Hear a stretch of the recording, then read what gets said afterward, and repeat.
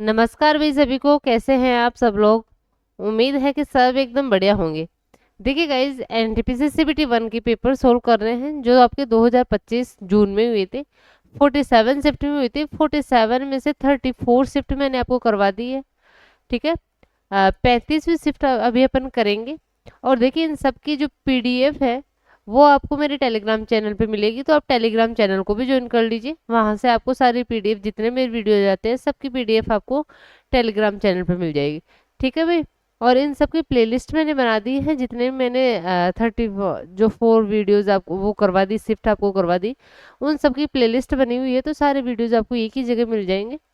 ठीक है, तो आप चैनल को ज्वाइन कर लीजिए। वंदना यादव मैथ्स के नाम से मेरा यूट्यूब चैनल है, उसको सब्सक्राइब कर लीजिए।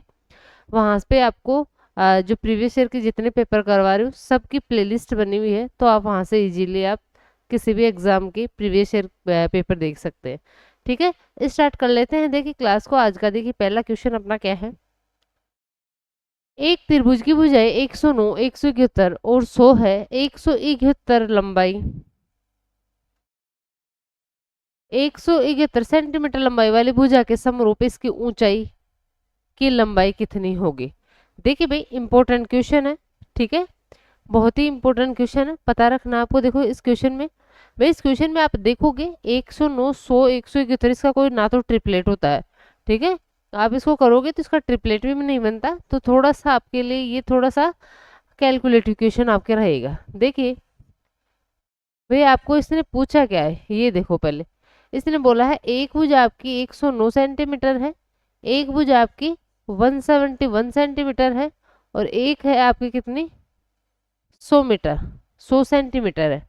ठीक है, इसने बोला 171 जो लंबाई वाली भुजा है इसके समरूप इसकी ऊंचाई, मतलब ये वाली ऊंचाई आपको पता करनी है। ठीक है, ये ऊंचाई आपको बतानी है। तो देखिए आप इस क्वेश्चन में क्या करोगे, कैसे फाइंड आउट करोगे इसकी ऊंचाई आप। भाई देखिए, एक तो अपना जो त्रिभुज का एरिया का फॉर्मूला होता है, भाई यहाँ पे आपके ट्रिपलेट्स नहीं लग रहे, तो आपका एक ही रोज फॉर्मूला होता है, root of S into S minus A, S minus B into S minus C. ठीक है, और एक अपना फॉर्मूला क्या होता है, एक अपना फॉर्मूला होता है, यदि कोई आपके पास में कोई भुजा है और उसकी संगत ऊंचाई आपको दे रखी है, तो एक आपका जो त्रिभुज का फॉर्मूला होता है एरिया का, वो होता है 1/2 आधार इंटू ऊंचाई। ठीक है, किसी भुजा के संगत ऊंचाई यदि आपको दे रखी है तो वो भी आपका क्या होता है, उसका एरिया का फॉर्मूला हो जाएगा 1/2 आधार इंटू ऊंचाई। ठीक है,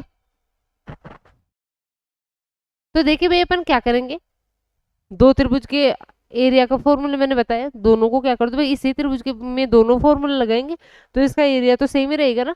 तो सबसे पहले अपन हीरोज फॉर्मूला यदि लगाते हैं, तो हीरोज फॉर्मूला देखिए, सबसे पहले तो आपका क्या होता है, एरिया का हीरोज फॉर्मूला होता है आपका S into S minus A, S minus B और एस माइनस सी।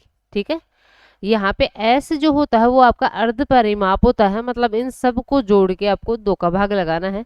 तो इन सबको जोड़ेंगे, देखो 209, 209 में आप किसको जोड़ेंगे इगेत्र को जोड़ेंगे तो 380 बन जाएगा क्या। ठीक है, 209 में आप 171 को जोड़ेंगे तो 380, 380 में यदि अपन 2 का भाग लगाते हैं तो अपने पास में आएगा 2 एकम 2 और 2 नाम 18, 190 आ जाएगा। कितना आ जाएगा भाई, एस की वैल्यू अपने पास में आएगी 190। तो देखिए, एक तो इसका एरिया का फॉर्मूला होता है S into S minus A, S minus B, S minus C. S आया है 190, तो 190 एस माइनस ए, मतलब ए, किसी भी भुजा को आप ए बी और सी मान लो। ठीक है, तो मैं 109 को यदि ए मानती हूँ, 190 में से आपका 109 जाता है तो कितना बच जाएगा भाई, 81। कितना बच जाएगा, 81 बच जाएगा। फिर आप 190 में से 100 को माइनस करेंगे तो आपका कितना बच जाएगा, 90। ठीक है, और ऐसे ही आप 190 में से यदि 171 को माइनस करते हैं तो आपके पास में बचेगा 19। कितना बचेगा, 19 आपका बचेगा। ठीक है, ये बराबर हो जाएगा आपका किसके, भाई एक फॉर्मूला और होगा इसका, 1/2 आधार ये दे रखा और ये ऊंचाई अपन को पता करनी है, तो 1/2 आधार आपको दे रखा है कितना 171, और ऊंचाई आपकी कितनी है, h है। ठीक है, तो भी देखिए यहाँ से अपन को सीधा सीधा पता चल रहा है जीरो आपका दो बार आ रहा है, एक बार बाहर आ जाएगा। 19 आपका दो बार आ रहा है, एक बार बाहर आ जाएगा। 81 का वर्गमूल आएगा 9 और 9 का वर्गमूल आएगा 3। ठीक है, मतलब ये अंदर जो संख्या बनेगी पूर्ण वर्ग संख्या बनेगी तो बाहर क्या आएगा देखिए, 19 इंटू 10 इंटू 9 इंटू 3। ठीक है, ठीक है भाई, 19 दो बार आ रहा है, 81 का वर्गमूल 9 लिख लिया, जीरो जीरो आपका दो बार आ रहा है मतलब 100, 100 का वर्गमूल 10 और 9 का वर्गमूल 3। ये बराबर हो जाएगा आपका 1/2, 171 इंटू एच। ठीक है, अब इसमें देखिए अपन कैलकुलेशन कर लेते हैं, सोल्व अपना क्वेश्चन आ जाएगा। 19 नाम 171 होता है तो 19 को 9 से इंटू करते हो 171 आएगा। ठीक है, और एच की जो वैल्यू आएगी वो अपने पास में आएगी, ये 30 को 2 से इंटू करते हो तो 60 सेंटीमीटर। एच की वैल्यू क्या आ जाएगी भाई, 60 सेंटीमीटर आपकी एच की वैल्यू आ जाएगी। ऑप्शन सी अपना एकदम सही हो जाएगा। ठीक है, तो आपने थोड़ा सा दिमाग लगा लिया तो देखिए इतनी बड़ी कोई कैलकुलेशन भी नहीं है, इजी क्वेश्चन है, बट आपको थोड़ा सा दिमाग लगाना है कि भाई फॉर्मूले, सबसे पहले तो आपको फॉर्मूले पता होने चाहिए कि कौन कौन से आपके एरिया का फॉर्मूला होता है। ठीक है, नेक्स्ट क्वेश्चन देखिए, क्वेश्चन नंबर 2 क्या है अपना। स्थिर जल में नाव की चाल 17 किलोमीटर पर घंटा और धारा की चाल 16 किलोमीटर पर घंटा है। एक व्यक्ति 26.4 किलोमीटर की दूरी पर स्थित एक स्थान तक नाव चलाकर जाता है और आरंभिक बिंदु पर वापस आता है। उसके द्वारा लिया गया कुल समय ज्ञात कीजिए। तो देखिए भाई, दूरी आपको दे रखी है 26.4 किलोमीटर। तो देखिए भाई वो क्या, यदि वो धारा के साथ जा रहा है मतलब डाउन स्ट्रीम यदि वो जाता है तो नाव की चाल आपको ये दे रखी है, धारा की चाल ये दे रखी है, तो सापेक्ष चाल क्या हो जाएगी, नाव की चाल प्लस धारा की चाल। ठीक है, और दूरी आपको दे रखी है 26.4 किलोमीटर। तो जाते समय उसको जो टाइम लगेगा वो कितना लगेगा, दूरी बटे चाल, चाल क्या हो जाएगी, जाते समय हम जुड़ जाएगी तो 16 दूना 32 और 33 किलोमीटर पर घंटा। ठीक है, तो इतने घंटे का समय लग जाएगा उसको जाते समय। ठीक है, डाउन स्ट्रीम। और अप स्ट्रीम उसको कितना समय लगेगा भाई, 26.4 टोटल डिस्टेंस है। और चाल क्या हो जाएगी, अप स्ट्रीम चाल क्या होती है, नाव की चाल माइनस धारा की चाल। तो नाव की चाल है 17, धारा की चाल है 16, तो कितना आ जाएगा आपका 1। इसको कैलकुलेट कर लो, आंसर अपना आ जाएगा देखिए। इसको यदि मैं 11 से काटूं तो ये कटेगा आपका 11 3 33, और इसको यदि मैं 11 से काटूं, 11 दूना 22, 11 4 44। ठीक है, इसको 3 से काटेंगे, 3 8 24.8 आ जाएगा। और 26.4 में 1 का भाग दोगे 26.4 ही आ जाएगा, मतलब 0.8 और 26.4 को जोड़ोगे आप तो आपके पास में आएगा टोटल टाइम 27.2 घंटे का समय लग जाएगा। कितना समय लगेगा भाई इसको, 27.2 घंटे का समय लगेगा। ऑप्शन डी अपना एकदम सही हो जाएगा, इजी क्वेश्चन है। नेक्स्ट क्वेश्चन देखो, क्वेश्चन नंबर आपका 3। एक आदमी को धारा की दिशा में 91 किलोमीटर तैरने में 13 घंटे लगते हैं। वह उतने ही समय में धारा की विपरीत दिशा में 39 किलोमीटर तैर पाता है। स्थिर जल में नाव की चाल कितनी है। देखिए भाई, धारा की दिशा में 91 किलोमीटर जाने में 13 घंटे लग रहे हैं, तो धारा की दिशा में जो चाल होती है वो क्या होती है, नाव की चाल प्लस धारा की चाल। नाव की चाल को मैं x से डिनोट करती हूँ, धारा की चाल को y से। तो क्या हो जाएगा, x प्लस वाई आपका क्या हो जाएगा भाई, चाल बराबर दूरी बटे समय 91 बटे 13, 13 7 91 होता है तो 7 आ जाएगी आपकी। ठीक है, वह उतने ही समय में धारा के विपरीत दिशा में 39 किलोमीटर, धारा के विपरीत दिशा में चाल होती है x माइनस वाई, और कितना है 39 किलोमीटर जाता है कितने घंटे में, उतने ही समय में मतलब 13 घंटे में। तो ये हो जाएगा 13 3 39। तो आपको पूछा क्या है, नाव की चाल। अब देखिए भाई, यहाँ पे आपके पास में x प्लस वाई आ रहा है 7, x माइनस वाई आपके पास में आ रहा है 3। आपको x फाइंड आउट करना है तो x कैसे निकालोगे, नाव की चाल कैसे निकालोगे, दोनों को जोड़ के 2 का भाग लगा देंगे। तो x आपके पास में आएगा कितना, 7 और 3 10, 10 में यदि 2 का भाग लगाते हो तो कितना आ जाएगा आपके पास में 5। इसका आंसर आ जाएगा ऑप्शन डी अपना एकदम सही हो जाएगा। ठीक है, नेक्स्ट क्वेश्चन देखो, क्वेश्चन नंबर है आपका 4। यदि 3 cot a बराबर 2 है तो निम्नलिखित का मान ज्ञात कीजिए। भाई आपको cot a की जो वैल्यू दे रखी है वो दे रखी है 2/3। ठीक है, आपको इसकी वैल्यू फाइंड आउट करनी है। तो भाई कोसेक a -1 को मैं क्या लिख सकती हूँ, cot a लिख सकती हूँ क्या, क्या लिख सकती हूँ, कॉट ए। ठीक है, क्योंकि फॉर्मूले तो आपको याद ही होंगे। ठीक है, इतना सा तो भाई आप पेपर सोल्व कर रहे हो तो फॉर्मूले तो शायद आपको याद है भाई। फॉर्मूला क्या होता है, cosec square A minus cot square equal to 1 होता है। 1 को यदि कोसेक स्क्वायर ए की तरफ लेके आएंगे, कोट को यदि इक्वल के इधर लेके जाएंगे, तो कोट स्क्वायर ए बराबर हो जाएगा कोसेक स्क्वायर ए माइनस 1। तो मैं इसको लिख सकती हूँ कोट स्क्वायर ए। ऐसे ही इसको क्या लिख सकते हैं भाई, इसको लिख सकते हैं अपन टेन स्क्वायर ए।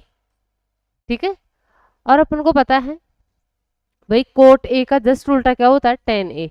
तो टेन ए की वैल्यू अपने पास में कितनी हो जाएगी, 3/2।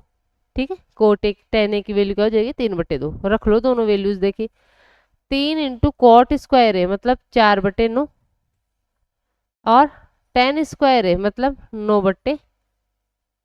तो कितना आ जाएगा, 3 इंटू 4/9 आपका बाहर, अच्छा 3 है ना।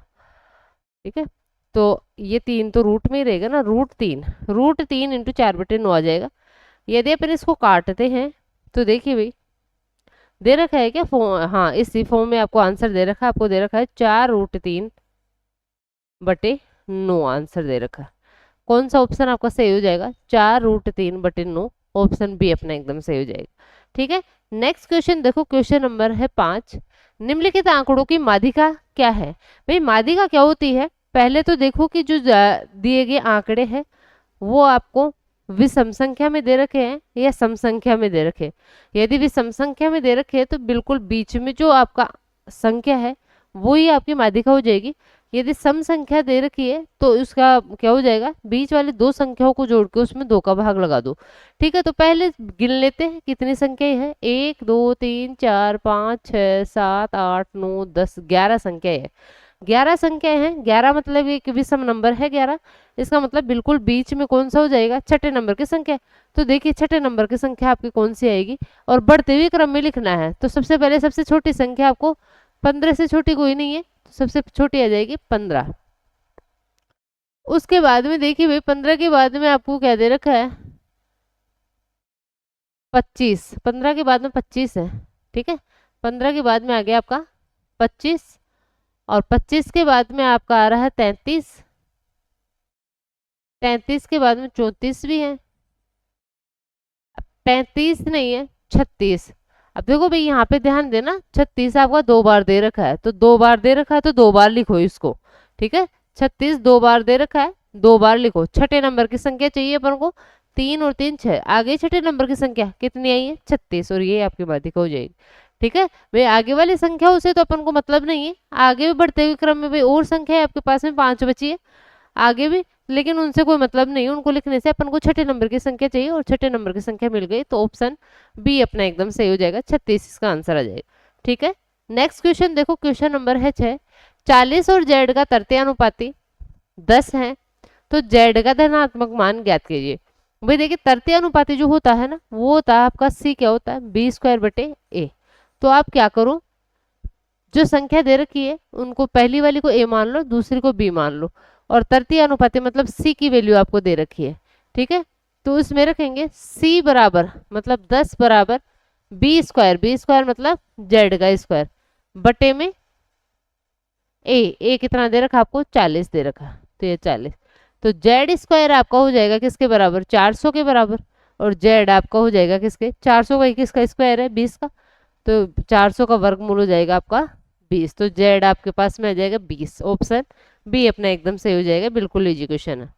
नेक्स्ट क्वेश्चन, क्वेश्चन नंबर 7 देखिए, रुपए 2000 पर 5.75% वार्षिक ब्याज की दर से 15 फरवरी 2023 से 29 अप्रैल 2023 तक की अवधि के लिए साधारण ब्याज ज्ञात कीजिए। भी साधारण ब्याज आपका होता है वो क्या होता है, ऐसा इक्वल्स टू मूलधन इंटू दर इंटू समय बटे में 100। ठीक है, साधारण ब्याज आपको पता करना है। यहाँ पे आपको मूलधन दे रखा है 2000, आर आपको दे रखा है 5.75। अब देखो टी क्या आएगा, समय। भाई देखिए यहाँ पे आपको 15 फरवरी से 29 अप्रैल तक कितने दिन हो जाएंगे, 15 फरवरी से 29 अप्रैल तक। और देखो यहाँ पे आपको लीप और जो ऑर्डिनरी ईयर होता है उसका भी पता रखना है। भाई 2023 तो आपका ऑर्डिनरी है, मतलब फरवरी 28 दिनों की रही होगी। ठीक है। तो देखिए 28 में से यदि 15 आपका जाता है तो कितना बच जाएगा, क्या करोगे, हाँ फरवरी के कितने दिन रह गए सबसे पहले ये देख लो। ठीक है, तो फरवरी के रह गए कितने, 13 दिन। फिर मार्च आएगा, मार्च 31 दिन का। फिर आएगा अप्रैल, अप्रैल को 29 अप्रैल तक आपको चाहिए। तो देखिए कितने दिन हो गए पूरे, ये आ जाएंगे 13, 73 डेज। कितने दिन, 73 डेज। अभी देखो ध्यान देना, जो दर आपको दे रखी है वो वार्षिक दे रखी है, और जो डेज है वो आपके दिन में है। तो आप क्या करो, जो समय आपको दिनों में दे रखा है उसको भी आप वर्ष में चेंज कर लो। ठीक है, तो 2023 मतलब ऑर्डिनरी ईयर में कितने दिन होते हैं, 365। तो 73 में आप क्या करो, 365 का भाग दे लो, तो ये इतना क्या हो जाएगा, ईयर हो जाएगा, वर्ष में चेंज हो गया। और बट्टे में अपन 100 करते हैं, तो बट्टे में 100 कर दो। इसको कैलकुलेट कर लो भाई, अपना आंसर आ जाएगा। देखिए करते हैं इसको सॉल्व, पॉइंट को हटाओ, नीचे 2 जीरो आ जाएगा, 73 का 5 गुना ये हो जाएगा। ठीक है, ठीक है। अब इसको देखो, 3 जीरो से 3 जीरो कैंसिल, 2 से ये 5 बार, और 5 5 25 से ये कितनी बार कटेगा, 25 दूना 50, 25 3 75। मतलब ऐसा ही जो आएगा वो आपके पास में आएगा कितना, 23। कितना आ जाएगा भाई, 23 आ जाएगा। ऑप्शन बी अपने एकदम सही हो जाएगा। ठीक है, नेक्स्ट क्वेश्चन, क्वेश्चन नंबर है आपका 8। यदि 14 7 12 और y समानुपात में है तो y का मान ज्ञात कीजिए। भाई चार संख्या यदि समानुपात में है, इसका मतलब है पहले दो का अनुपात बराबर होगा लास्ट वाली दो संख्याओं के अनुपात के। ठीक है, तो 14/7 बराबर है किसके, y, 12/y के। ठीक है, कर लो इसको सोल्व, देखिए आंसर आ जाएगा। इसको इससे काट ही लो ना, देखो काटेंगे, 2 बार कट गया, ये 6 बार, तो y सीधा सीधा आपके पास में कितना आ जाएगा, 6 आ जाएगा। ऑप्शन डी अपना एकदम सही हो जाएगा। ठीक है, नेक्स्ट क्वेश्चन, क्वेश्चन नंबर है 9। कल्पना और सुधा को एक ही परीक्षा में क्रमशः 656 और 697 अंक प्राप्त हुए। यदि कल्पना ने 32% अंक प्राप्त किए तो सुधा द्वारा प्राप्त अंकों का प्रतिशत क्या है। भाई देखिए, कल्पना को मिले हैं 656 अंक, और जो सुधा है उसको मिले हैं 697 अंक। ठीक है, यदि कल्पना ने 32% अंक, कल्पना के आए हैं 32%, तो आपको बताना है सुधा को कितना परसेंट अंक प्राप्त हुए। ठीक है, मतलब 32% की वैल्यू 656। ठीक है, आपको तो परसेंट में निकालना है ना, तो आपकी 32% की वैल्यू है आपकी कौन सी, 656, और आपको पता करना है भाई 32% होते हैं 656 में, तो आपको पता करना है 697 में कितने अंक वो कितने परसेंटेज होगी। ठीक है, 32% में मिल रहे हैं 656 अंक, 32% वैल्यू है 656 अंकों की, तो 697 अंकों में कितना परसेंट होता है ये आपके पास आ जाएगा। ठीक है, सोल्व करो, देखो इसको किससे कटेगा, ये 4 से काटो, देखो 4 8 32, 4 से इसको काटेंगे, 4 एकम 4, 4 6 24 और 4 4 16, 164। 8 से तो नहीं कटेगा, 4 से फिर से काट लो, 4 दूना 8, 4 4 16, 4 एकम 4। ठीक है, 41 से कटेगा क्या, ये देखो 697 में 41 का भाग जाएगा कि एक बार तो जाएगा, फिर उसके बाद में कितना आ जाएगा 28, 287। इसको 7 से इंटू करो भाई, यही आता है कि 7 एकम 7, 7 चौक 28, 7 चौक 28 होता है। तो मतलब ये कितनी बार कटेगा, यहाँ पे 17 बार कट जाएगा। कितनी बार, 41 से 697 में 17 बार कट जाएगा, और 17 को 2 से इंटू करते हैं तो कितना आ जाएगा अपने पास में 34%। तो सुधा को कितना परसेंट अंक मिले हैं, 34% अंक मिले हैं। ऑप्शन ए अपना एकदम सही हो जाएगा। ठीक है, नेक्स्ट क्वेश्चन, क्वेश्चन नंबर है आपका 10। निम्नलिखित आंकड़ों की माध्यिका ज्ञात कीजिए। भाई माध्यिका ज्ञात करनी है तो माध्यिका का फॉर्मूला आपको सबसे पहले आना चाहिए, और माध्यिका का जो फॉर्मूला होता है वो होता है आपका, देखिए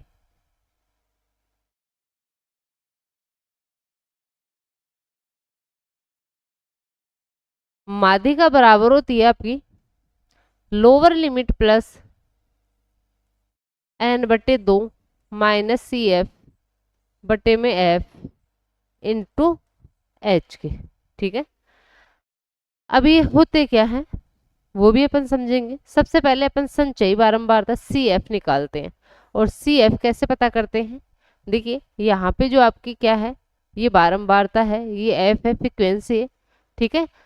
तो ये इसको तो ऐसे कैसे लिख दो, 11 तो आपका ऐसे कैसे आ जाएगा, ठीक है भाई। अब क्या करो, 11 को 18 में जोड़ो, आगे वाली संख्या को जोड़ते जाओ और उसके नीचे लिख दो। 18 में यदि 11 को यदि आप जोड़ते हैं तो आपका आएगा 29, ठीक है। 29 में यदि आप 22 को जोड़ते हैं तो ये हो जाएगा आपका 51। कितना आ जाएगा? 51। 51 को 30 में जोड़ते हैं तो आएगा 81। 81 को में 40 को जोड़ते हैं तो कितना आ जाएगा आपका? 121। 121 को 16 में जोड़ते हैं तो आपका आ जाएगा 121 और 16 को जोड़ेंगे तो 137। और 137 और 33 को यदि अपन जोड़ते हैं तो ये आ जाएगा आपका 170, ठीक है।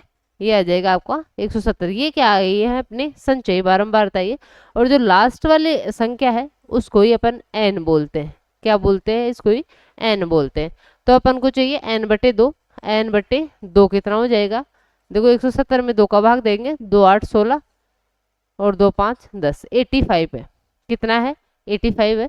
अब देखिए भाई आपको कौन सा वर्ग लेना है ये आपका डिपेंड करेगा इस पे। n/2 कितना आया है? 85। अब आप देखो कि 85 आपका कौन से वर्ग में आ रहा है भाई, यहाँ पे 81 तक आया है, 81 से बड़े वाले आगे वाले वर्ग में 121 तक यहाँ पे है, तो मतलब 85 आपका इस वर्ग में रहा होगा, तो ये वाला वर्ग आपको लेना है, ये वाला आपको वर्ग लेना है। अब इस वर्ग के अकॉर्डिंग इस क्वेश्चन को करोगे भाई, इसके जस्ट पहले जो संचयी बारंबारता है वो तो हो जाएगी आपकी CF। इस वर्ग में जो फ्रीक्वेंसी है वो आ जाएगी आपकी F।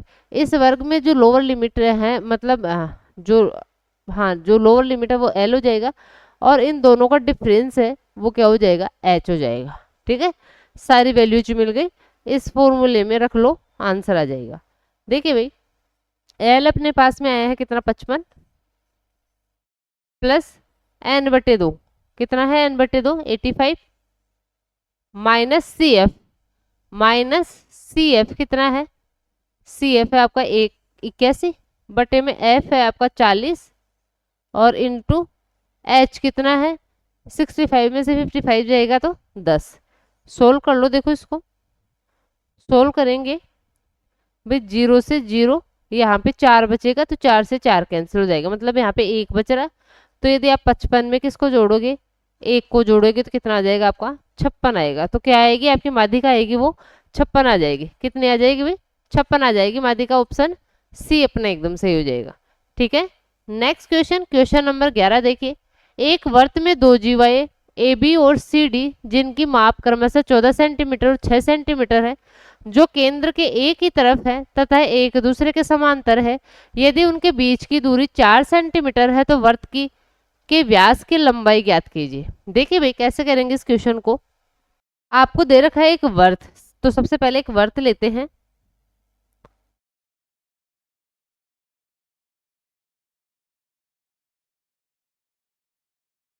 ठीक है।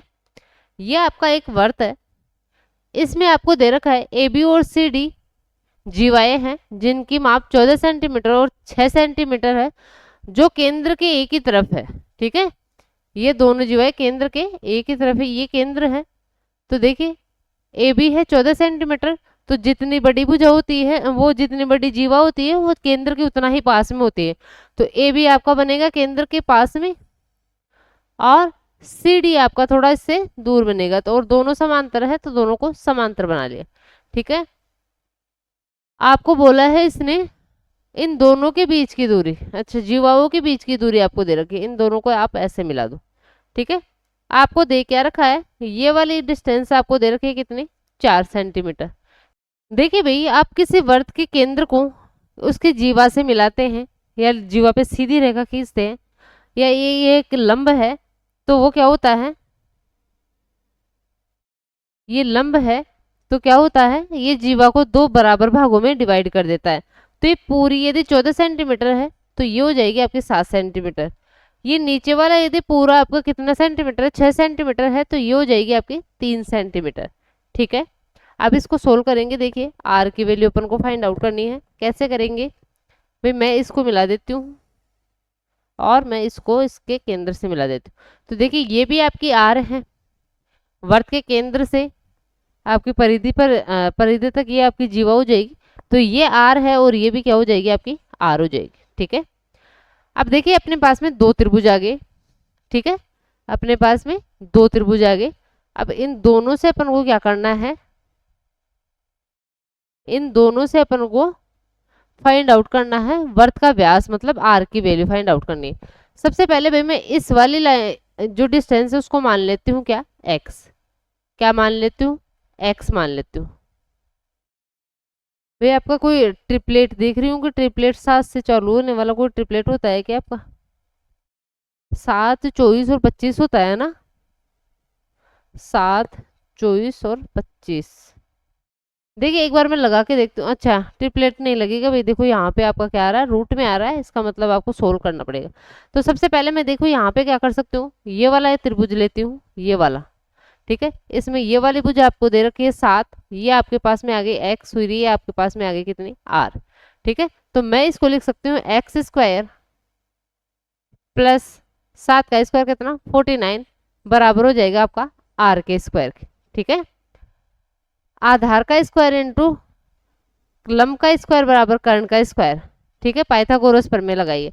ऐसे ही मैं इस वाले त्रिभुज में ये वाली प्रमेय लगाऊं, इस वाले त्रिभुज में, तो यहाँ पे देखो यहाँ से यहाँ तक की वैल्यू है आपके पास में 3, मतलब 3 का स्क्वायर 9 प्लस ये वाली डिस्टेंस देखो कितनी हो जाएगी, यहाँ से यहाँ तक 4 है और प्लस एक्स, तो 4 प्लस एक्स का होल स्क्वायर, 4 प्लस एक्स का होल स्क्वायर।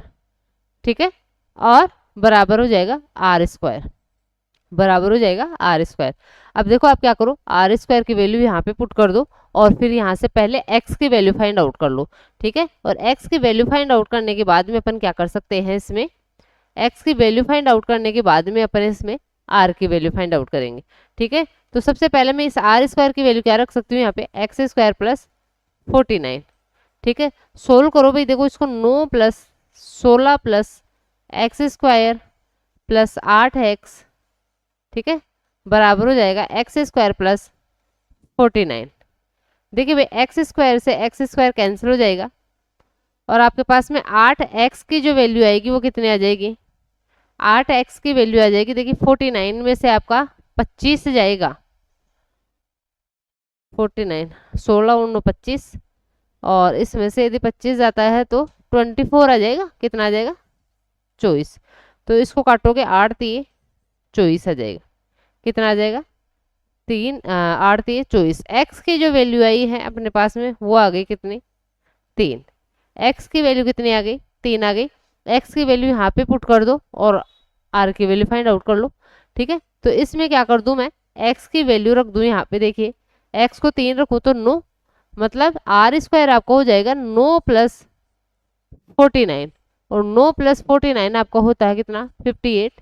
तो आर की जो वैल्यू होती है वो होती है आपकी रूट ऑफ 58। आर की वैल्यू क्या हो जाएगी यहाँ से, रूट ऑफ 58 हो जाएगी। ऑप्शन बी अपना एकदम सही हो जाएगा। ठीक है भाई, तो आपको ये सारा प्रोसेस इस क्वेश्चन में करना पड़ेगा। नेक्स्ट क्वेश्चन देखो, क्वेश्चन नंबर है आपका 12। 13 के प्रथम 17 गुणजों का औसत ज्ञात कीजिए। भाई देखो इस क्वेश्चन को डायरेक्ट, ऐसे टाइप के क्वेश्चन को डायरेक्ट आप करना सीखो। भाई 13 का प्रथम गुणज तो खुद 13 हो जाएगा और लास्ट गुणज क्या हो जाएगा 13 इंटू 17 हो जाएगा।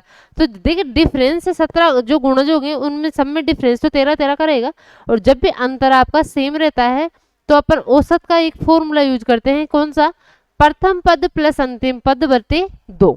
ठीक है, तो अपन को पता है कि प्रथम पद इसमें 13 का 13 ही रहेगा।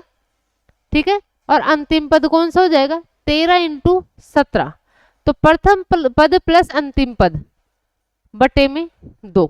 तो देखिए यहां से अपन डायरेक्ट इसको कर लेंगे, 13 इंटू 13 इंटू नहीं 13 कॉमन आ जाएगा तो यहाँ पे 1 बच जाएगा, और ये 17, 13 इंटू 18 बटे 2, 2 नाम 18 होता है और 13 नाम 117 होता है, तो 117 इसका एवरेज आ जाएगा। ऑप्शन ए अपना एकदम सही हो जाए। ठीक है, नेक्स्ट क्वेश्चन, क्वेश्चन नंबर है आपका 13।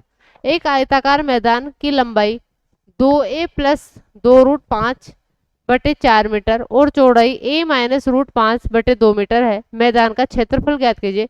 भाई आयत का क्षेत्रफल का जो फॉर्मूला होता है वो क्या होता है आपका, L इंटू बी, लंबाई इंटू चौड़ाई, 2a प्लस 2 रूट 5 बटे में 4। इसको आपको इंटू करना है किससे, a माइनस 5 बटे में 2।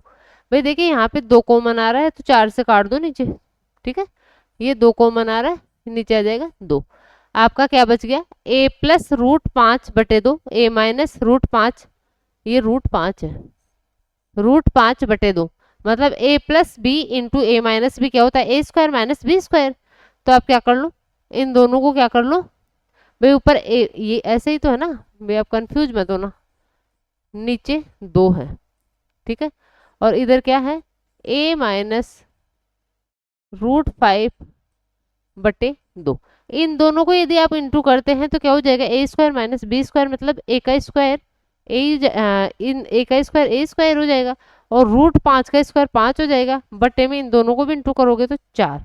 तो क्या आ जाएगा भाई आपका आंसर, ए स्क्वायर माइनस 5 बटे में 4, ऑप्शन सी अपना एकदम सही हो जाएगा, ठीक है। इजी क्वेश्चन है। नेक्स्ट क्वेश्चन देखो, क्वेश्चन नंबर है आपका 14। एक लंबवर्ती बेलन का आयतन 4851 सेंटीमीटर क्यूब है। इसका वक्र पृष्ठीय क्षेत्रफल 462 सेंटीमीटर स्क्वायर है। यदि इस बेलन के निर्माण एक आयत को उसकी लंबाई के चारों ओर 360 डिग्री घुमाकर किया जाता है तो इस आयत का परिमाप कितना होगा। अच्छा देखिए, सबसे पहले तो इसने बोला है बेलन का आयतन आपको दे रखा है और वक्र पृष्ठीय क्षेत्रफल आपको दे रखा है, ठीक है। तो भाई देखिए, बेलन का आयतन जो होता है वो होता है पाई आर स्क्वायर एच, और बेलन का वक्र पृष्ठीय क्षेत्रफल होता है वो होता है 2 पाई आर एच, ठीक है, 2 पाई आर एच, ठीक है। तो आप इधर इन दोनों को डिवाइड करो तो इधर भी आप डिवाइड कर दो, 4851 बटे 462। यहाँ से अपने पास में क्या होगा, आर की वैल्यू आ जाएगी, ठीक है, आर की वैल्यू अपने पास में आ जाएगी। तो देखिए भाई 2 पाई अच्छा पाई आर से पाई आर कैंसिल, एस से एच कैंसिल, ठीक है। अपने पास में बच गया आर बटे 2। 2 को इससे काट लो, देखो 2 दूना 4, 2 3 6, 2 एकम 2, 231 बार कट गया। तो देखो आर जो आएगा वो कितना आएगा भाई, सीधा सीधा कटता है क्या, पहले तो जाएगा आपका देखो 2 बार, कितना आ जाएगा 200 461, और 85 में से 61 जाता है तो आपका कितना बच जाएगा, पूरा पूरा भाग नहीं जाएगा इसका 241 का। अच्छा 85 में से क्या करोगे आप, 62, 62 को यदि माइनस करते हो तो 3 2 23 बचेगा, और एक उतारोगे तो हाँ, कितनी बार कटेगा भाई, सीधा सीधा कटेगा। ये कितनी बार, पहले 2 बार जाएगा फिर 1 बार, तो आर अपने पास में आएगा कितना, 21 सेंटीमीटर। आर कितनी आ जाएगी, त्रिज्या कितनी आ जाएगी अपने पास में, 21 सेंटीमीटर आ जाएगी। अब देखिए भाई एच फाइंड आउट कर लेते हैं अपन कैसे। आर की वैल्यू अपन इसमें रख देंगे, 2 पाई आर एच आपको 462 दे रखा है। तो देखिए 2 इंटू पाई की जगह रखेंगे 22/7, आर अपने पास में आ गया कितना 21, तो एच अपन यहाँ से फाइंड आउट कर लेंगे। ये किसके बराबर है भाई आपका 462 के, ठीक है।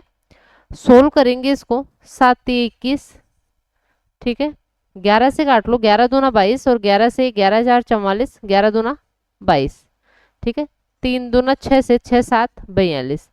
तो एच जो अपने पास में आएगा वो आएगा 7/2, कितना आएगा भाई 7/2 आएगा। अब देखो इस क्वेश्चन में आगे क्या बोला गया है, क्वेश्चन में बोला गया है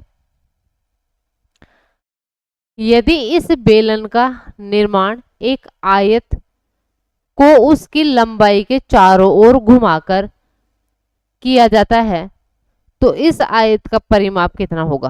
भाई देखो अब तक अपने पास में क्वेश्चन आ रहे थे कि किसी त्रिभुज की, मतलब एक भुजा को लेके अपन घुमा रहे थे उसको, और उससे एक शंकु आपका क्रिएट हो रहा था, ठीक है। यहाँ पे आपको बोला है कि एक आयत है, ठीक है, ये आपका आयत है, ठीक है। इसकी इस आयत की लंबाई मैंने मान ली ये है लंबाई, ये लंबाई है और ये इसकी है चौड़ाई। ठीक है, ये लंबाई है और ये है इसकी चौड़ाई। ये आप ऐसे मान लो थोड़ा सा,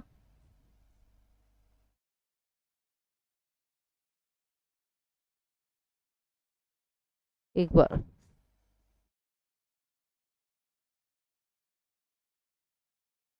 आयत बना लेते हैं। ठीक, ये आयत है, बोला है इसकी लंबाई के चारों ओर, ये इसकी लंबाई है। ठीक है, ये इसकी लंबाई है, मतलब यहां से पकड़े आप थोड़ा सा ऐसे भी आइडिया लगा ले सकते हो कि जो गर्मियों में एक पंखी आती है ना, ऐसे हाथ में पकड़ के पहले के लोग ऐसे घुमाते थे। ठीक है, उसको थोड़ा सा आप एज्यूम कर सकते हो। उसको यदि आप ऐसे घुमाते हो 360 पे, मतलब यहाँ से पकड़ के आप इसको ऐसे घुमाओगे तो आपके पास में क्या बनेगा, एक इससे एक बेलन बन जाएगा। ऐसे क्या बन जाएगा भाई, एक बेलन बन जाएगा ऐसे। ठीक है, ये आयत आपका देखो कैसे है, ये आयत आपका ऐसे है। ठीक है, ये एल है, ये आपकी चौड़ाई है, ये आपकी क्या है चौड़ाई है, और ये है एल है। तो देखिए भाई, मैं इसको भाई थोड़ा सा यहाँ पे बड़ा बना दिया, यहाँ पे मैंने छोटा बनाया, यहाँ पे चौड़ाई अपनी ज्यादा हो गई। ठीक है, तो थोड़ा सा आप एज्यूम कर लेना। मैंने ये वाली लाइन आपकी ये है और ये वाली लाइन आपकी ये है। ठीक है, तो यहाँ से पकड़ के आपने क्या किया है, ऐसे इसको घुमाया है, तो इससे एक आपका आयत बन गया। तो देखिए भाई, यहाँ से अपन को पता चल रहा है जो एल है वो बराबर है आपका किसके, आर के। एल बराबर है किसके, आर के। ठीक है, अब अपना क्वेश्चन हो जाएगा। अपन से पूछा है आयत का परिमाप। आयत के परिमाप का जो फॉर्मूला होता है वो होता है आपका, देखो क्या, एल किसके बराबर हो जाएगा, आपका आर के बराबर हो जाएगा। और आयत के पेरीमीटर का जो फॉर्मूला होता है वो होता है आपका 2 × L + B। ठीक है, बी अपना क्या हो जाएगा, बी तो अपनी चौड़ाई तो क्या हो जाएगी, जो ऊंचाई है वही अपनी चौड़ाई हो जाएगी। ठीक है, तो देखिए ये हो जाएगा 2 × L, अपने पास में क्या है, उसकी त्रिज्या के बराबर, आर के बराबर, तो 21 प्लस बी कितना है, एच के बराबर 7/2। कितना है बी आपका, 7/2 है। ठीक है, सोल्व कर लो। देखो इसको, 21 दूना 42, 42 में यदि आप 7 को जोड़ते हैं तो आपके पास में 49 आएगा, और 2 से 2 कैंसिल हो जाएगा, तो 49 क्या आ जाएगा, इसका पेरीमीटर आ जाएगा। कितना आ जाएगा भाई, 49 इसका पेरीमीटर आ जाएगा। ऑप्शन सी अपना एकदम सही हो जाएगा। ठीक है, नेक्स्ट क्वेश्चन देखो, क्वेश्चन नंबर 15 क्या है। यदि समान ब्याज दर पर 2 वर्षों का साधारण ब्याज 40 रुपए और वार्षिक रूप से संयोजित चक्रवृद्धि ब्याज 41 रुपए है, तो मूलधन कितना है। भाई आपको ऐसा ही दे रखा है, 2 वर्ष का 40, मतलब पहले वर्ष 20 रुपए मिले और दूसरे वर्ष भी क्या मिले, 20 रुपए मिले। ठीक है, सी आई आपको दे रखा है, देखो ध्यान रखना, सी आई और एस आई जो होता है वो आपका पहले साल के लिए बराबर होता है। ठीक है, सी आई और एस आई पहले साल के लिए बराबर होता है, तो पहले साल यदि साधारण ब्याज 20 मिला है तो चक्रवर्ती ब्याज भी 20 ही मिला होगा। ठीक है, और चक्रवर्ती ब्याज टोटल 41 रुपए मिले हैं, मतलब दूसरे वर्ष इसको 20 नहीं, अब कितने मिले हैं, 21 रुपए मिले। कितने रुपए मिले हैं, 21 रुपए मिले। ठीक है, 21 आ जाएगा। तो देखिए भाई, आपको इसका मूलधन पता करना है तो सबसे पहले आप दर पता कर लो। ठीक है, दर क्या हो जाएगी भाई, आपको क्या मिला है, 20 पे 21 रुपए मिले हैं, मतलब यहाँ पे 20 और यहाँ पे 21 मिला है। तो देखो धन राशि पे तो यहाँ पे भी आपको 20 ही मिला है, मतलब एक एक्स्ट्रा मिला है, मतलब इन 20 रुपए पे आपको ब्याज कितना मिला है, एक। कितना मिला है, एक। किस पे मिला है, 20 पे। तो यहाँ से अपने पास में क्या क्या आ जाएगी, दर आ जाएगी। कितनी आ जाएगी भाई, 100 से इंटू करेंगे तो 20 500, 5% आपके पास में क्या आ गई, दर आ गई। कितने आ गई, 5% आपके पास में दर आ गई। ऐसा ही आपके पास में ये है, और आपका जो दर है ये वो है, ये हो जाएगी। एक साल का क्या निकाल लो आप, ऐसा ही का जो फॉर्मूला होता है वो 1 साल का लगा लो। तो ऐसा ही कितना है, 1 साल का 20। मूलधन अपन को पता करना है, आर अपने पास में आया 5, टी अपन को, टी अपन 1 साल का ले रहे हैं तो एक से इंटू कर दो, बटे में क्या आता है आपका 100 आता है। कितना आ जाएगा, 5 4 20, और पी जो यहाँ से आएगा वो कितना आएगा, 400 आ जाएगा। कितना आ जाएगा भाई, 400 यहाँ पे आ जाएगा। ठीक है, सिंपल, मैंने ऐसा इक्वल टू PRT/100 वाला फॉर्मूला लगाया, ये अपना ऑप्शन हो जाएगा एकदम सही। नेक्स्ट क्वेश्चन, क्वेश्चन नंबर देखिए 16। तीन संख्याओं का अनुपात 10:15:13 है। यदि पहली संख्या का 10% 66 है तो तीसरी संख्या दूसरी संख्या के अंतर का 50% कितना होगा। भाई इसने बोला है पहली संख्या, मैंने इन संख्याओं को मान लिया 10x, 15x और 13x।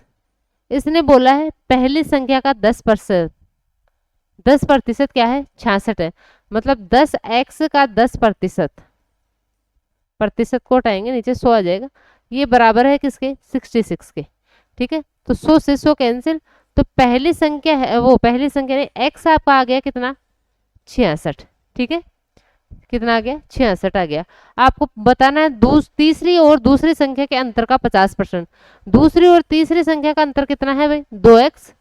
2x का 50% मतलब 1/2, तो x की वैल्यू कितनी आ जाएगी, x की वैल्यू 2 से 2 कैंसिल, और भाई x ही बच जाएगा, तो x की वैल्यू तो अपने पास में आ गई कितनी, 66 आ रखी है। तो x की वैल्यू यहाँ से कितनी आ जाएगी अपने पास में, 66। या फिर आप तीसरी और दूसरी संख्या के अंतर का 50% कितना आएगा, 66 ही आएगा। ठीक है, तो 66 अपना आंसर आ जाएगा, ऑप्शन सी अपना एकदम सही हो जाएगा। नेक्स्ट क्वेश्चन नंबर देखिए 17 क्या है। निम्नलिखित में से कौन सी संख्या आपके 44 से विभाज्य, 44 मतलब 4 और 11 से विभाज्य होनी चाहिए। 4 × 11 लिखोगे तो देखिए 4 के लिए लास्ट वाले दो संख्याओं में 4 का भाग जाना चाहिए। भाई ये दोनों में तो इकाई अंक की भी सम है, तो ये तो वैसे ही 4 से डिवाइड नहीं है। यहाँ पे आपको 50 में 4 का भाग नहीं जाता, तो आपको देखो एक ही ऑप्शन बचा है जो 4 से डिवाइडेड है, 11 का तो आपको चेक ही नहीं करना। बिल्कुल इजी क्वेश्चन है। नेक्स्ट क्वेश्चन देखो, क्वेश्चन नंबर है आपका 18। यदि a + b = 50 और a - b = 21 है तो a + b का होल स्क्वायर। भाई पता ही नहीं ये क्वेश्चन क्या सोच के दिया गया है। भाई a + b आपको दे रखा है 50 और a + b का स्क्वायर आपसे पूछा है, तो 50 का स्क्वायर 2500 होता है, ऑप्शन सी अपना एकदम सही हो जाए। ठीक है, नेक्स्ट क्वेश्चन देखो, क्वेश्चन नंबर है आपका 19। निम्नलिखित का सरलीकृत मान ज्ञात कीजिए। इसको आपको सिंप्लीफाई करना है, तो भाई देखिए इन दोनों को सिंप्लीफाई करोगे, दो इसको काट लो पहले, तो 2 26 में 2 का भाग दोगे तो यहाँ से आएगा 13 इंटू इस वाले ब्रैकेट को सोल्व करेंगे तो देखिए 10 में से 2 जाएगा, वो 12 में से 2 जाएगा 10, और 10 में आप 5 का भाग लगाओ तो 2 आएगा। और देखिए यहाँ पे क्या है, ये बन जाएगा आपका ऐसे 2। ठीक है, ये आएगा भाई, यहाँ पे इसकी वैल्यू आपकी 2 आएगी। तो देखो सबसे पहले इंटू से पहले भाग 16 होगा, मतलब पहले 4 के अंदर आप क्या कर दो, 2 का भाग लगाओ, वो 8 के अंदर 2 का भाग लगाओ, 4 आएगा, और 4 को 2 से इंटू करोगे 4 दूना 8 आ जाएगा। ठीक है, अब देखिए यहाँ पे है डिवाइड का चिन्ह, यहाँ पे इसको करोगे 4 × 4/3 मतलब 16/3 आएगा। तो भाग के बाद में आपका 16/3 कितना है, 16/3 है। ठीक है, अब देखो पहले आपको 8 में 16/3 का भाग देना है, तो भाई मैंने आपको सीधा सीधा बता रखा है, यदि आपका भाग का जो साइन है उसके बाद में यदि आपके पास में क्या है, भाग के साइन के बाद में यदि आपके पास में एक फ्रैक्शन है, तो भाग के साइन को क्या कर दो आप, भाग के साइन को आप इनटू में चेंज कर दो। लेकिन जो फ्रैक्शन आपकी कितनी थी, 16/3 थी ना, कितनी थी, 16/3 थी, इसको 3/16 बना दो, मतलब फ्रैक्शन को उल्टा कर दो, तो ये 3/16 आ जाएगा। भाई भाग इंटू 16/3 था, उसको मैंने 3/16 कर दिया, लेकिन यहाँ पे भाग की जगह इंटू कर दिया। ठीक है, तो ये छोटी छोटी चीजें आपको पता होनी चाहिए। काटो देखो 8 से कटेगा, 8 दूना 16 और 13 3 39, 39 में यदि आप 2 का भाग देते हैं तो कितना आ जाएगा आपका, 2 एकम 2, 2 8 16, 2 नाम 18, 19.5 आपका आंसर आ जाएगा। कितना आ जाएगा भाई, 19.5 आ जाएगा, ऑप्शन सी अपना एकदम सही हो जाएगा। ठीक है, नेक्स्ट क्वेश्चन देखो, क्वेश्चन नंबर 20 क्या है। यदि किसी भी स्तर का विक्रम मूल्य प्रारंभिक मूल्य का 2 गुना तथा लाभ प्रारंभिक लाभ का 8 गुना है तो प्रारंभिक लाभ प्रतिशत ज्ञात कीजिए। भाई रट गया होगा अब तक तो ये क्वेश्चन इतनी बार आ गया आपके, इतना हर शिफ्ट में लगभग पूछा गया है। ठीक है, तो मैंने क्या बोला है ऐसे क्वेश्चन के लिए, जब भी आपका क्रम मूल्य यदि सेम है तो जितनी वृद्धि आप विक्रम मूल्य में करते हैं, मतलब विक्रम मूल्य में जो वृद्धि हुई है वो बराबर हो जाएगी आपके लाभ में जो वृद्धि हुई है उसके। ठीक है, कैसे, मैंने मान लिया इसका जो विक्रम मूल्य है वो शुरू में SP है और इसको लाभ हुआ है P का, क्रम मूल्य यहाँ पे सेम है, क्रम मूल्य में कहीं पे कोई चेंज नहीं कर रहा। इसने बोला है यदि विक्रम मूल्य प्रारंभिक विक्रम मूल्य का 2 गुना हो जाए, मतलब जो SP है वो 2SP हो जाए, तो लाभ क्या हो जाता है, प्रारंभिक लाभ का 8 गुना। तो लाभ प्रारंभिक लाभ का पहले पी था, इसका 8 गुना मतलब 8 पी हो जाता है। ठीक है, तो जब भी ऐसा क्वेश्चन आता है सिंपल आप देख लो कि विक्रम मूल्य में कितने का चेंज हो रहा है। तो एसपी में से एसपी को माइनस करोगे तो एसपी बच जाएगा, और यहाँ पे इसमें से इसको माइनस करोगे तो 7p। ठीक है, तो देखिए एसपी बराबर हो जाएगा आपका 7p के। तो यहाँ से विक्रम मूल्य और आपका जो लाभ है उसका जो रेशियो आएगा वो आएगा 7/1 या 7:1। मतलब किसी वस्तु को यदि आप 7 में बेचे हो, 1 का लाभ लेके बेचे हो, तो उसका क्रय मूल्य कितना रहा होगा भाई, क्रय मूल्य उसका 6 रहा होगा। क्रय मूल्य कितना, 6 रहा होगा। तो आपको प्रारंभिक लाभ प्रतिशत पता करना है। लाभ प्रतिशत कैसे पता करते हैं, लाभ बटे सीपी। तो प्रारंभिक लाभ कितना है आपका, पी मान्य हो या 1 मान लो, पी की वैल्यू 1 आई है, 1/6 इंटू 100, और 1/6 की परसेंटेज वैल्यू जो होती है वो होती है 16 से 2/3% या 16.67%। कितनी होती है, 16.67% होती है। ठीक है, तो ये चीजें तो आपको डायरेक्ट पता होनी चाहिए। ठीक है भाई, नेक्स्ट क्वेश्चन देखो, क्वेश्चन नंबर आपका 21 क्या है।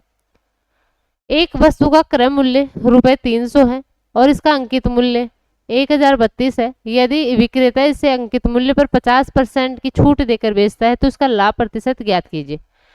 देखिए भाई, यदि क्रय मूल्य और अंकित मूल्य आपको दे रखा है तो क्रय मूल्य और अंकित मूल्य का जो अनुपात होता है वो बराबर होता है 100 माइनस छूट। छूट कितनी, 100 माइनस छूट परसेंट बटे में 100 प्लस प्रॉफिट परसेंट।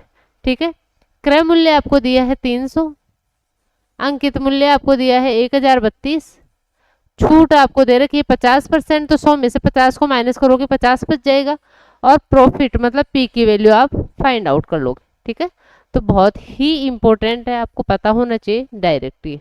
ठीक है, करो देखो, सोल्व करेंगे इसको। 5 से काटेंगे 6 बार।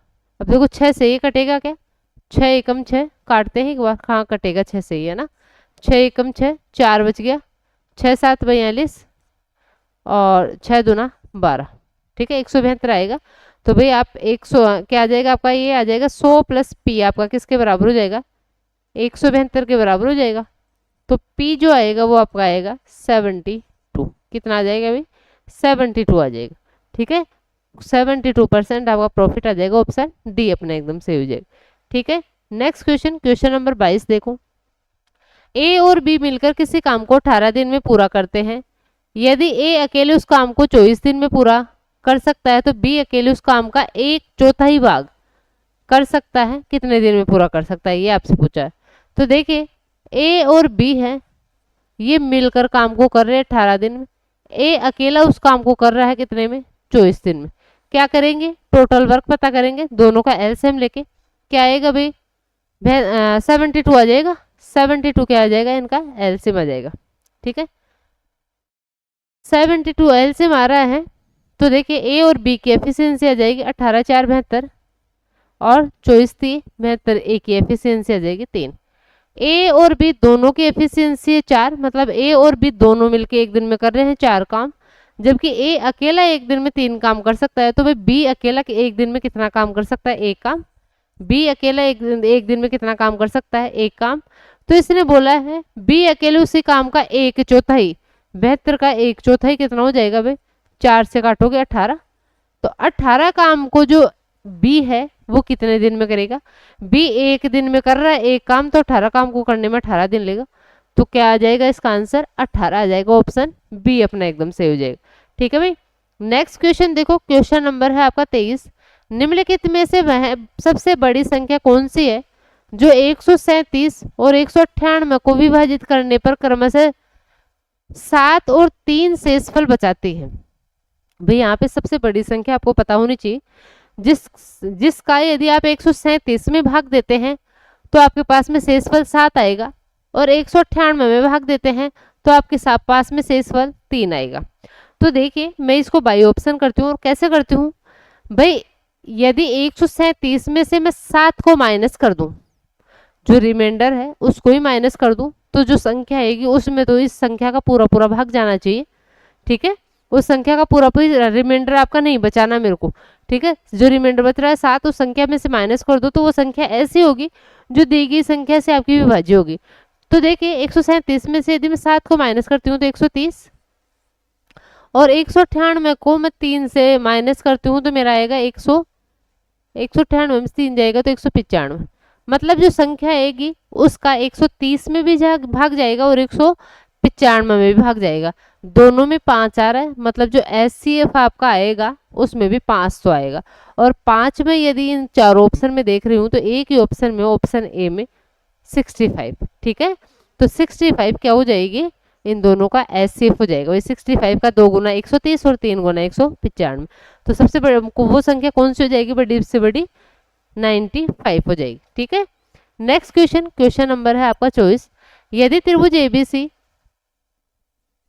क्या है आपका, ये कॉन्ग्रुएंट है त्रिभुज PQR के, ठीक है। इस प्रकार है कि जो कोण ABC है वो 77 डिग्री है, कोण BC है वो x माइनस वाई है, AC बराबर 48 सेंटीमीटर, कोण PQR बराबर 3x माइनस 4, PR बराबर x प्लस 3y। तो कोण QRP का मान ज्ञात कीजिए। देखिए भाई, दो त्रिभुज आपके कॉन्ग्रुएंट है, मतलब आपके क्या है, समरूप है, ठीक है। हिंदी में क्या बोलते हैं, समरूप है। तो जब भी दो त्रिभुज आपके समरूप हैं तो देखिए सब पहले त्रिभुज बना लेते हैं। दो त्रिभुज यदि आपके समरूप हैं, एक त्रिभुज ये हो जाएगा,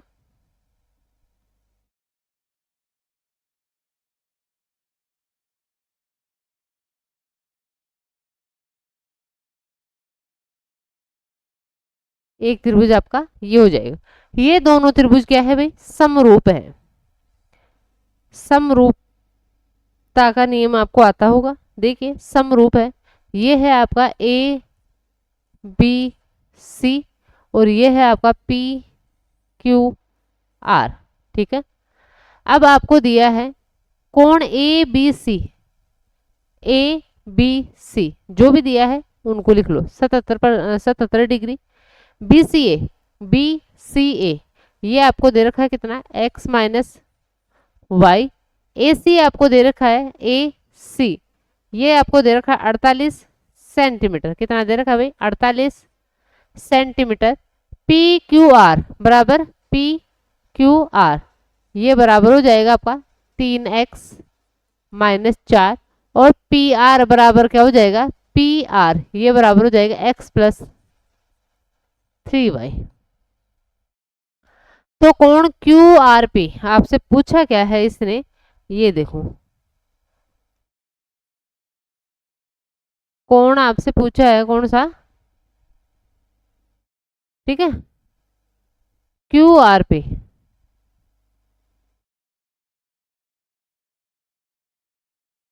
देखिए भाई QRP ये वाला कोण आपसे पूछा है, ठीक है। कौन सा वाला पूछा है, ये वाला कोण आपसे पूछा है। मैं इसको थीटा नाम दे देती हूँ। तो देखिए भाई, जब भी दो त्रिभुज आपके क्या होते हैं,